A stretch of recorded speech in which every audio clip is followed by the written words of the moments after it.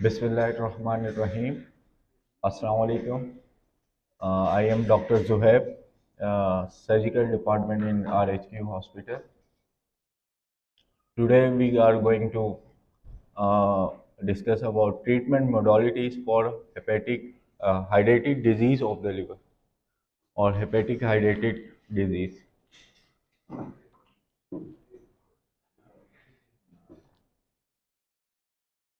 हमें क्या ज़रूरत है कि इसको डिस्कस करने के लिए, क्योंकि इसका बर्डन जो है हमारे पूरी दुनिया में इंसानों के ऊपर, कहते हैं कि हमेशा 10 लाख लोग इन्फेक्ट होते हैं इस डिज़ीज़ से, और ये पाकिस्तान में इसका इंसिडेंस ज़्यादा है और पुअर कंट्रीज़ जो हैं इसमें ख़ास तौर पर, और ख़ास तौर पर उस पाकिस्तान में भी हमारे रीजन में ये डिज़ीज़ जो है इसका इंसिडेंस बहुत ज़्यादा है। इसमें अभी हम जो ऑब्जेक्टिव्स होगा हमारा, जो हम क्या करेंगे, एक तो ब्रीफ रिव्यू होगी इस डिज़ीज़ की, ट्रीटमेंट जो हमारे पास ऑप्शंस अवेलेबल हैं उसके ऊपर, उसके इंडिकेशंस, उसके कॉन्ट्राइंडिकेशंस और कॉम्प्लिकेशंस पे हम बात करेंगे। What is hydrated disease? Hydrated disease actually ये एकाइनोकोकस ग्रेनुलोसिस है, ये टेप वॉर्म है। ये ज़्यादातर डॉग्स और कैटल्स में, हमारे इधर जो ग्रास लैंड्स हैं जहाँ पे ये चरवाहे हैं जिसको हम पयालू कहते हैं, और प्रोबेबली वो सबसे ज़्यादा इन्फेक्ट होते हैं। अगर ऐसे आ जाएं लोग तो हमें सबसे पहले हाइड्रेटेड डिजीज़ को रूल आउट करना चाहिए उनका। दूसरा, ऐसे हमारे पास जो गांव हैं जहाँ पे माल मवेशी ज़्यादा हैं, तो ये कैटल्स, शीप्स एंड डॉग्स, ये इनका एक ग्रुप होता है, हमेशा ये साथ होते हैं, तो ये इनके जो है डेफिनेटिव होस्ट हैं। तो यहाँ से इनका जो लार्वा आएगा वो इंजेस्ट होगा किसी फूड के ज़रिए, किसी मिल्क के ज़रिए, या कांटेक्ट के थ्रू। हम जब कांटेक्ट करेंगे और कोई चीज़ उन्हीं हाथों से खा लेंगे बगैर धोए, तो उसका लार्वा जो है वो हमारे अंदर इंटर होगा। तो this is cystic echinococcus is caused by the infection of the larva stage of the parasite Echinococcus granulosis. This is a tapeworm found in dog, sheep and cattle. Most infection in humans are asymptomatic, causes harmful slowly enlarging cysts, most commonly in the liver, lungs, can virtually affect any organ in the body. तो इसकी diagnosis हमेशा incidentally होगी या asymptomatic patient आएगा हमारे पास किसी और वजह से, और इसका जो मेन सिम्टम्स वो बताते हैं वो हैवीनेस और फुलनेस हो जाता है, या जीआई अपसेट रहता है इनका। तो इसके साथ हमारे पास प्रेजेंट करेंगे, और जब हम और डिजीज के लिए हम इन्वेस्टिगेट करेंगे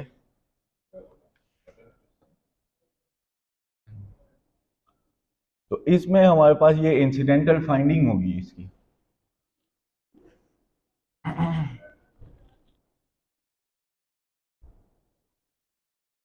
इसको गरेबी ने 1981 में क्लासिफाई किया था, उसके बाद 2010 में WHO ने इसको इसकी क्लासिफिकेशन की है, और ये WHO क्लासिफिकेशन है, ये अभी यूनिवर्सली एक्सेप्टेड है, और ये क्लासिफिकेशन हमें हेल्प करेगी मैनेजमेंट के लिए। ये इसकी क्लासिफिकेशन है, साथ में गरेबी भी दी हुई है और WHO भी दी हुई है। तो ये गर्बी जो है ये अभी ख़त्म हो गई है, WHO जो है 2001 से ये क्लासिफिकेशन वर्ल्ड वाइड एक्सेप्टेड है, और यही हम यूज़ करते हैं मैनेजमेंट के लिए। इसमें ये देखें, सबसे पहले जो स्टेज 1 है इसमें हमें एक सिंगल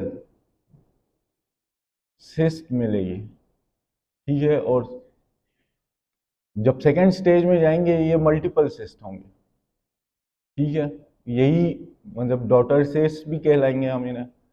अब ये जो हैं आगे जाके इसकी जो मेम्ब्रेन है वो डिज़ोल्व होना शुरू होगी, तो हमें ये एक साइन आएगा ये वाटर लिली साइन, जैसे वाटर लिली प्रेजेंट करती है किसी ओशियन के ऊपर, इसी तरह ये वाटर लिली साइन आएंगे।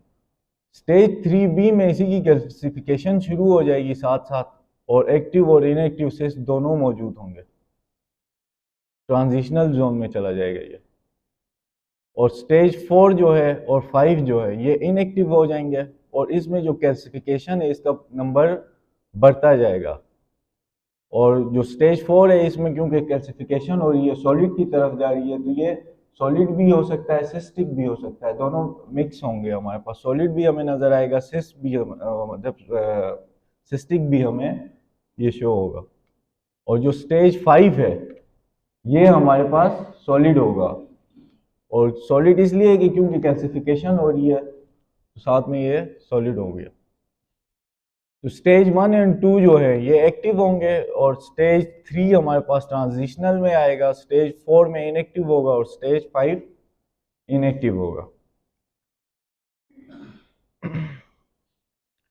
जो हमारे पास ट्रीटमेंट ऑप्शन है उसमें से हम कीमोथेरापी देंगे, ये इमिडाजोल्स जो हैं, अल्बेंडाजोल हो गया और मेबेंडाजोल। और परकुटेनियस ट्रीटमेंट आ जाएगी इसमें कि हम पेयर करेंगे परकुटेनियस एस्पायरेशन, इरिगेशन और री एस्पायरेशन।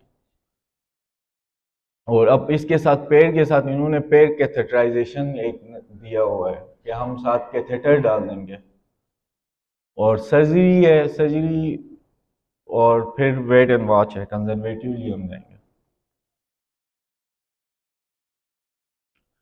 तो कीमोथेरापी जो है वो इमिडाजोल्स जो होते हैं हमारे पास, मेबेंडाजोल और अल्बेंडाजोल, तो ये हम देंगे 40 मिलीग्राम, 40 to 50 मिलीग्राम पर केजी पर डे के हिसाब से। तो ये इसका पुअर एडवांटेज ये है मेबेंडाजोल का, ये जीआई से एब्जॉर्ब जो है इसकी कम है।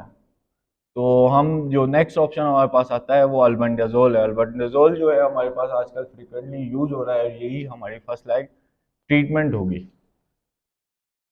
इसका डोज है 10 to 15 मिलीग्राम पर केजी पर डे एडल्ट्स में, और 400 मिलीग्राम ट्वाइस डेली बन जाता है ये। और इसको अल्बेंडाजोल है, ये फैटी मील के साथ लेने से इसकी बायो अवेलेबिलिटी अच्छी हो जाती है, और इसकी एब्जॉर्प्शन हमारे पास जीआई से बहुत अच्छी होती है। साइड इफेक्ट्स इसके जो हैं वही abdominal pain, nausea, vomiting, headache, ये होंगे। और अगर ये आ गए तो हमने सिस्टमेटिकली उनको ट्रीट करना है।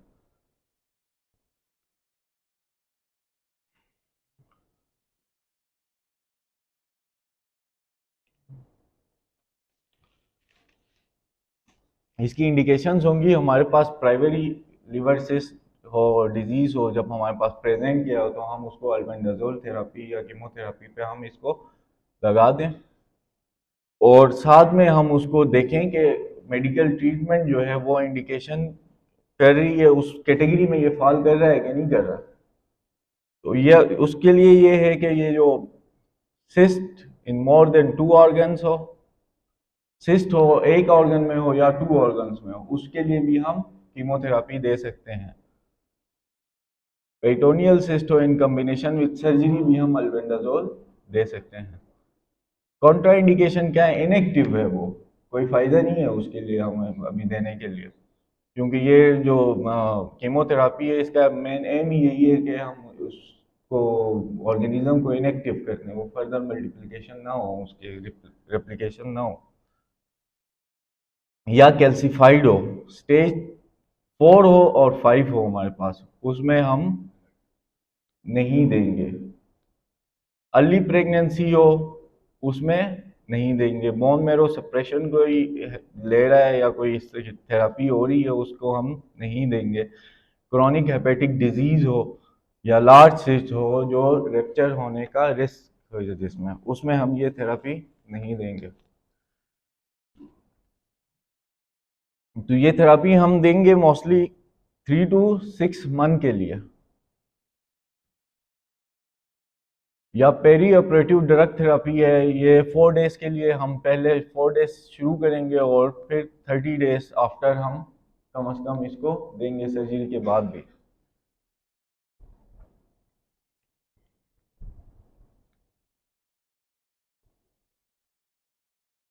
और 1 मंथ तक जब कंप्लीट रिसेक्शन हो या पैर हमारे पास हमने किया हो, उसमें भी हम 1 मंथ तक उसको देंगे और देखेंगे अगर वो रिलीव हो रहा है या हमारे पास कोई हमने इनकम्प्लीट रिसेक्शन किया है या उसकी कोई स्प्लेज हुई है, तो हम इस थेरापी को 3 to 6 मंथ के लिए बढ़ा सकते हैं। तो इसकी लेबॉरेटरी टेस्ट जो होंगे हमारे पास कीमोथेरापी के लिए, वो देखेंगे कि कीमोथेरापी हमारे पास लिवर एंजाइम और सीबीसी काउंट में हमारे पास कोई अल्ट्रेशन तो नहीं ला रही।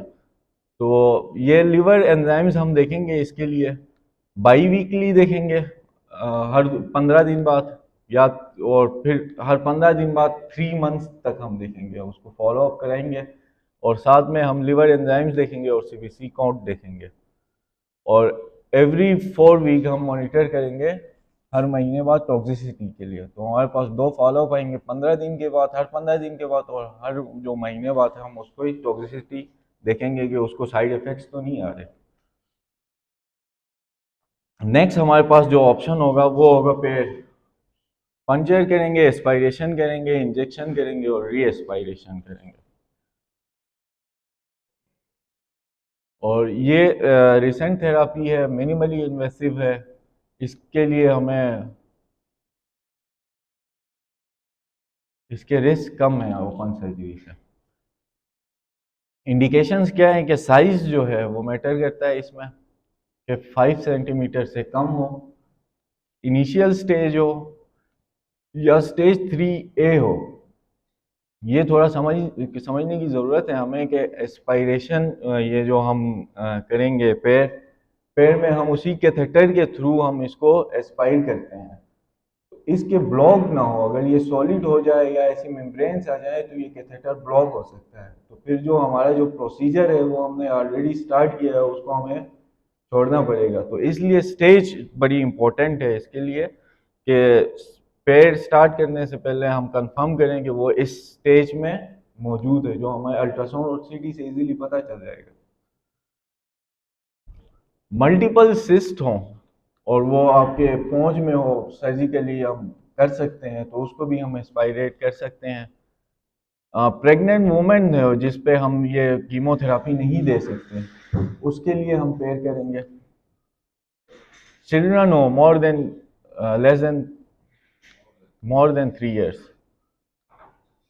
जो पेशेंट है वो फेल रिस्पॉन्ड करे हमारे पास कीमोथेरापी के लिए, और जिनकी सर्जरी जो है वो कंट्रा इंडिकेशन हो उसमें हम कर सकते हैं। ओल्ड एज हो, कोई पैलिएटिव केयर की तरफ हम जा रहे हैं, उसमें उसका बर्डन कम करने के लिए हम पेयर कर सकते हैं। वो पेशेंट जो रिफ्यूज़ करते हैं सर्जरी नहीं करवाना चाह रहे, जो मिनिमली इन्वेसिव में ही ट्रायल देना चाह रहे हो, उनकी विश हो, तो हम उसमें अगेंस्ट हम स्टेज देख के फिर ये डिसीजन लेंगे। और तीसरा हमारे पास जो आखिरी होगा कि दोबारा हो जाए।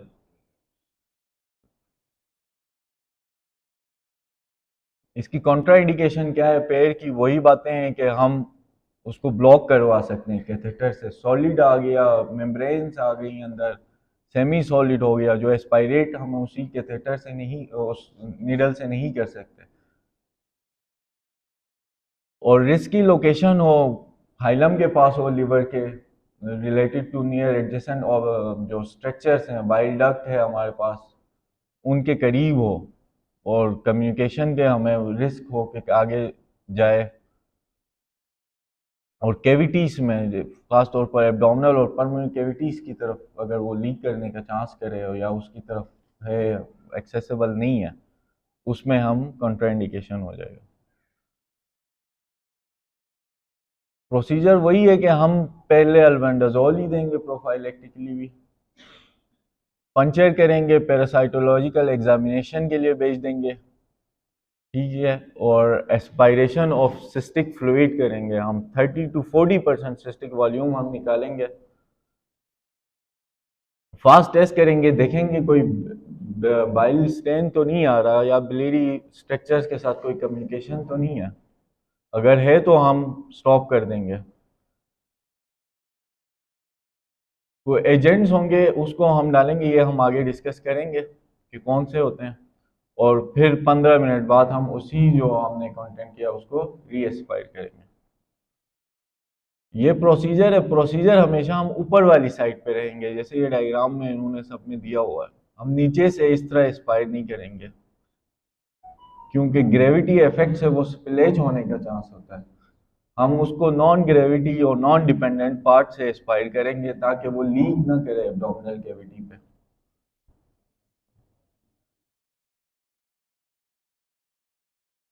ये वही उसी के स्टेप्स हैं। दो प्रोसीजर से हम या अल्ट्रासाउंड का एडिट कर सकते हैं या सीटी का एडिट कर सकते हैं। कॉम्प्लिकेशंस क्या हो सकते हैं? हेमरेज हो सकता है, इन्फेक्शन हो सकता है, पंचर करेंगे उससे लीक होगा, हेमरेज होगा, या इन्फेक्शन बढ़ने के चांसेस हैं।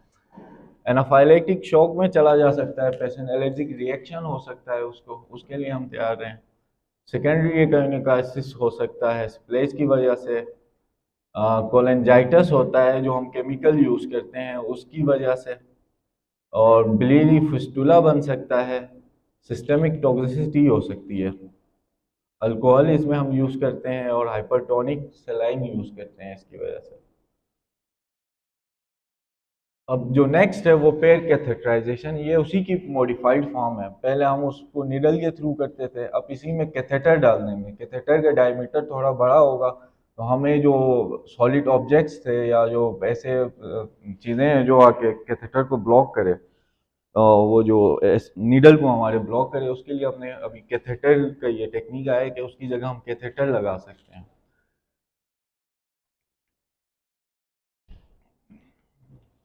और ये इंडिकेट होगा कि 6 सेंटीमीटर से बड़ा हो, नो बाइल लीक करे और लेस देन 10 ml फ्लूइड तो आए विद इन 24 आवर। हम कैथेटर लगा के छोड़ देंगे, उसको एक्सपायर नहीं करेंगे, वो खुद ही ड्रेन होता रहेगा उधर से।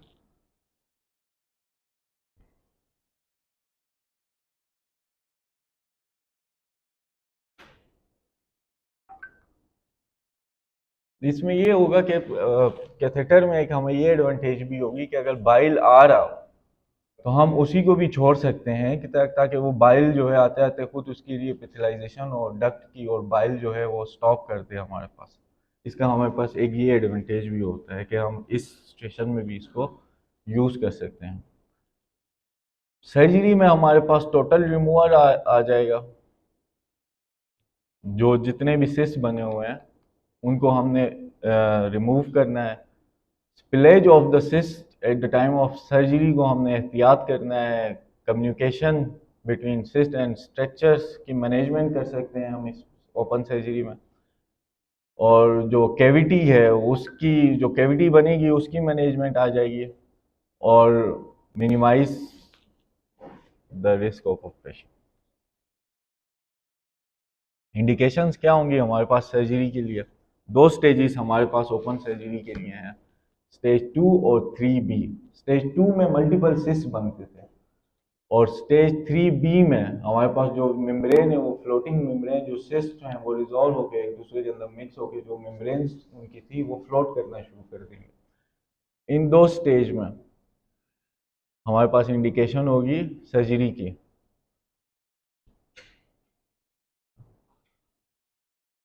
और जो सुपरफिशियल सिस्ट होगी इजीली एक्सेसिबल है हमारे पास सर्जरी में, हम उसको सर्जिकली रिपेयर कर देंगे। बिलियरी कम्युनिकेशन और प्रेशर इफेक्ट दे रही हो एडजेसेंट स्ट्रक्चर्स को, उसमें ये इंडिकेशन है। कॉन्ट्रा इंडिकेशन जो है वो वही जनरल सर्जरी के जो भी इंडिकेशंस हैं, anaesthesia related, patient related. Multiple cyst हो और मल्टीपल ऑर्गन्स में हो तो इस पे भी हम सर्जरी अवॉइड करेंगे। मैं कॉन्ट्रा इंडिकेशंस बता रहा हूँ। मल्टीपल सिस्ट हैं, मतलब मल्टीपल ऑर्गन्स पे हैं, हम कितना निकालेंगे उससे। हाँ। और डिफ़िकल्ट एक्सेस है हमारे पास सर्जरी की, स्ट्रक्चरल रिस्ट्रिक्शंस हैं हमारे पास, सर्जिकल सर्जन रिस्ट्रिक्शंस हैं, इनएक्सेसिबल है उसमें, और डेट और कैल्सिफाइड हो या बहुत छोटा सिस्ट हो कि जो हम ओपन सर्जरी के लिए रिमूव नहीं कर सकते। ये एजेंट्स हैं पेड़ के, ethanol, hypertonic saline, iodine, chlorhexidine, hydrogen peroxide, silver nitrate और वार्म वाटर, ये सारा मिला के एक एजेंट बनता है। इसी को हम दोबारा इंजेक्ट करेंगे और री एक्सपायर करेंगे।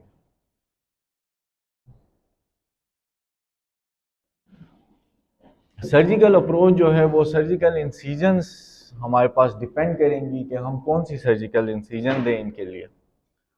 सब कॉस्टल दे सकते हैं अगर लिवर में है, अगर वो ज़्यादा है तो बाइलेटरल सब कॉस्टल दे सकते हैं, मिड लाइन दे सकते हैं, पैरामीडियन इंसीजन दे सकते हैं हम। तो ये लोकेशन पे हमारे पास जब हम सीटी करेंगे उसमें हमें पता होगा कि सिस्ट कहाँ पे है, तो हमारी हम अपनी इजी एक्सेस देखेंगे, हम किस इंसीजन से इजी एक्सेस कर सकते हैं उस पर, उसके लिए हमारे पास ये इंसीजन है।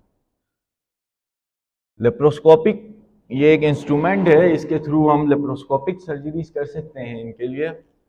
इसमें ये ट्रोकार है और इसमें सक्शन जो है वो इनबिल्ड होगा कि जैसे ही हम ट्रोकार ये कैविटी के अंदर यूज करेंगे, हम ये एब्डोमिनल ट्रोकार नहीं होगा, हम कैविटी के अंदर जाएंगे, इसको कैविटी के अंदर इंटर कराएंगे, साथ सक्शन होगा, ये जो फ्लूइड होगा वो सक्शन होगा, इसमें बाहर की तरफ निकलेगा और इससे हम जो है वो कैविटी कैविटी को पंचर कर सकते हैं, स्क्रब कर सकते हैं इसको।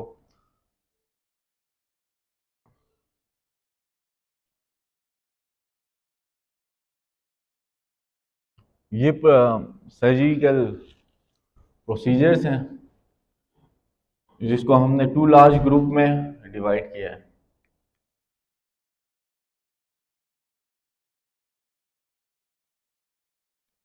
ठीक है, एक कंजर्वेटिव ग्रुप होगा और एक रेडिकल ग्रुप होगा। कंजर्वेटिव ग्रुप में से हमने सिर्फ वही जो फ्लूइड है उसका वो निकालना है, ज़्यादा नहीं छोड़ना है। रेडिकल में ये है कि जितने वो इन्वॉल्व कर रहा है स्ट्रक्चर को, जहाँ तक फैला हुआ है उस सबको हम निकाल दें। कंजर्वेटिव में ये होगा कि एस्पायरेशन करेंगे, सिस को एजेंट्स हम डालेंगे और फिर एवाकुएशन करेंगे और फिर जो कैविटी बनेगी उसकी मैनेजमेंट करेंगे। ये सिंपल है और सेफ है रेडिकल सर्जरी से।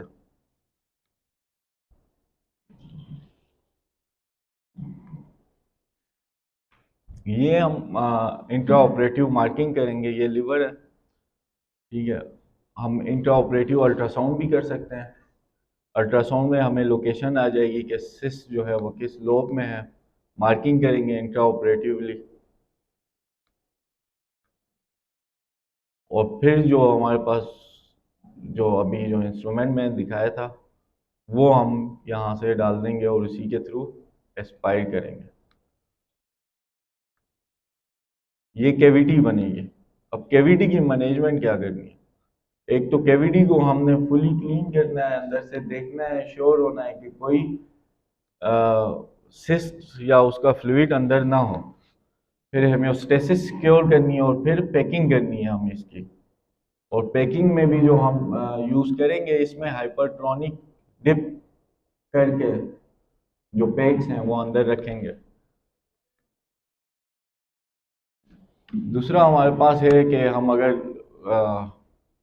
कैविटी है उसमें हम ओमेंटम रख के फिल कर दें लिवर कैविटी को। ये कैविटी की मैनेजमेंट है कि ये सब करने के बाद फिर भी कैविटी तो रहेगी। अब कैविटी को बंद कैसे करना है ये एक ज़रूरी है। सबसे पहले हम कंटिन्यूस सुचर्स लेके, अगर फ्लैट कैविटी है, एजिस हैं, तो हम कंटिन्यूस सुचर्स लेके उसको नीचे अटैच कर देंगे बेस के साथ, ठीक है। अगर वो डीप कैविटी है, इस तरह अंदर की तरफ है, तो हम उसको इन रोलिंग करके उस इसके जो एजिस होंगे उसको इनरोल करेंगे इस तरह। ये जो नज़र आ रहा है, फिर उसको स्विचर से बंद कर देंगे, वो इनफोल्ड होके कैविटी ना अंदर बंद हो जाएगी।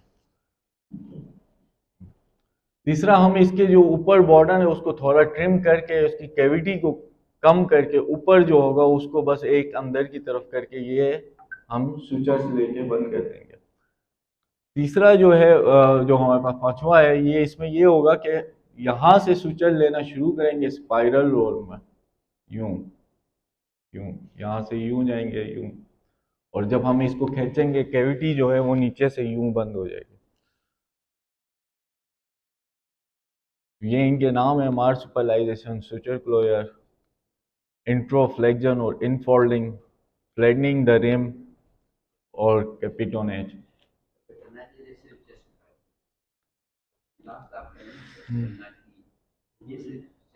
चेस्ट में है। लीवर में तो ही कॉमनली करते हैं वो ये करते हैं। आप मल्टीपल रख सकते हैं या बेस्ट ऊपर ओपन करके ड्रेन रख देंगे। हाँ ड्रेन रख देंगे बेस्ट बड़ी कैविटी आप करवाएं और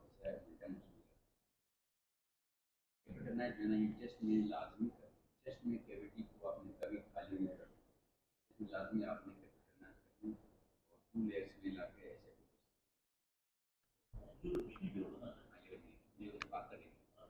लंग्स में इसलिए करते हैं लंग में रेजिडुअल कैविटी रहेगी वहाँ लीवर तो प्लेन होगा ना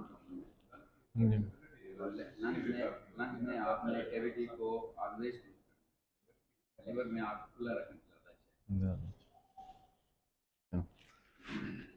फिर अगर वो एक्सटेंसिव सिस्ट है, पूरा ऑर्गन इन्वॉल्व किया है, फॉर एग्जांपल लिवर इन्वॉल्व किया है उसने, तो हम उसके लिए रेडिकल सर्जरीज जो हमारे पास ऑप्शन है वो करेंगे। और ये सर्जरी हम हमेशा मजबूरी में करते हैं, हम कभी खुशी में रेडिकल सर्जरीज नहीं करते, क्योंकि इसमें मैक्सिमम जो टिश्यू है उसको हमने निकालना होता है।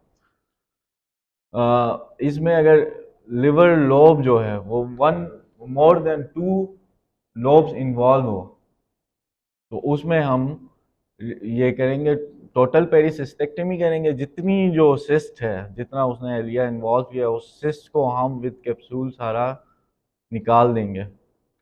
अगर वो पॉसिबल नहीं है तो लिवर और हेपेटिक रिसेक्शन, सेगमेंटेक्टमी भी कर सकते हैं और रिसेक्शन कर सकते हैं, और इवन लिवर ट्रांसप्लांट की तरफ भी हम जा सकते हैं।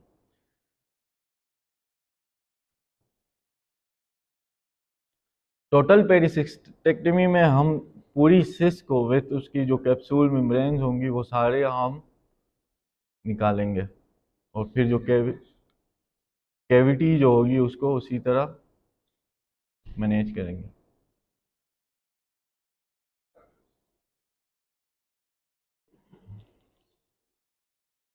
ये थोड़ा टेक्निकली डिफिकल्ट प्रोसीजर है पेरिसिस्टेक्टमी जो है,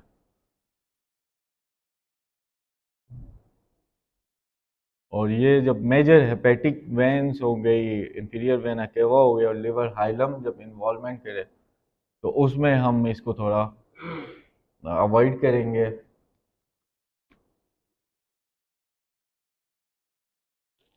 लिवर और हेपेटिक रिसेक्शन के इंडिकेशंस क्या होंगी? When the remaining parenchyma of the liver lobe is atrophic as a result of biliary obstruction or pressure effect of huge cyst, or peripheral place cyst, usually in the left lateral segment.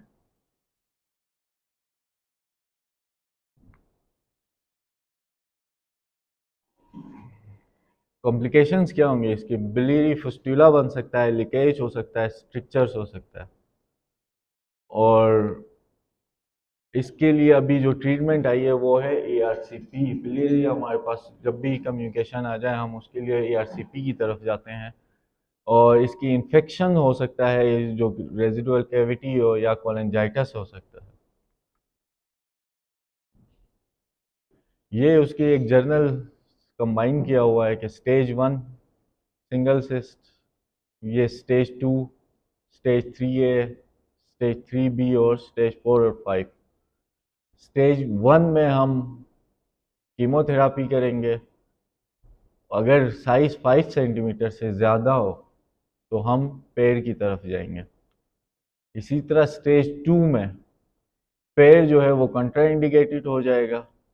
पेड़ catheterization इसमें हम कर सकते हैं, surgery कर सकते हैं, albendazole दे सकते हैं। स्टेज 3 में अगर साइज जो है वो 5 सेंटीमीटर से कम हो तो अल्बेंडाजोल देंगे, अगर 5 से ज़्यादा हो तो फिर हम अल्बेंडाजोल प्लस पेड़ करेंगे। स्टेज 3B में पेड़ नहीं कर सकते हम क्योंकि सॉलिड सेमी सॉलिड हो गया, सर्जरी और अल्बेंडाजोल देंगे। और स्टेज 4 एंड 5 में पेड़ जो है वो कंट्राइंडिकेशन होगी। इस स्टेज को हम रख भी सकते हैं अगर कोई एसोसिएटेड सिम्टम्स ना दे। एसोसिएटेड सिम्टम्स इसका मोस्टली ऑब्स्ट्रक्शन या एडजेसेंट जो स्ट्रक्चर है उनकी कंप्रेशन करा के वहाँ पे कोई सिम्टम्स, खुद अपना तो कोई सिम्टम्स नहीं देगा लेकिन दूसरे ऑर्गन्स में कोई ना कोई सिम्टम्स हमें आ जाएंगे, तो इसको हम ऑब्जर्वेशन रख सकते हैं, अल्ट्रासाउंड सर्वेलेंस कर सकते हैं। ये आपके लिए एक मैसेज है, या आप लोगों ने करने क्या है, ये व्हाट्सएप कर देते हैं आपको।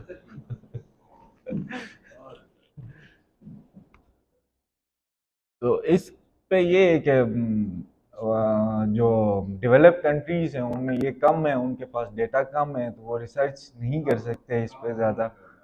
तो हमारे पास ज़्यादा है, हमने करना है ये और उनको हमने बताना है कि ये हम कर सकते हैं। तो ये कुछ ऐसी फील्ड हैं जिसमें हम उनसे सुपीरियर हैं, हमारे पास डेटा अवेलेबल है, हम उस पर बड़े अच्छे रिसर्चेस कर सकते हैं। लेकिन क्योंकि आदत नहीं है हमारे पास, ना हमारा जो डेटा है वो रिकॉर्डेड है, खासतौर पर पाकिस्तान की मैं बात करूँ तो ना एक्सेप्टेबल है हमारा डेटा कहीं पे।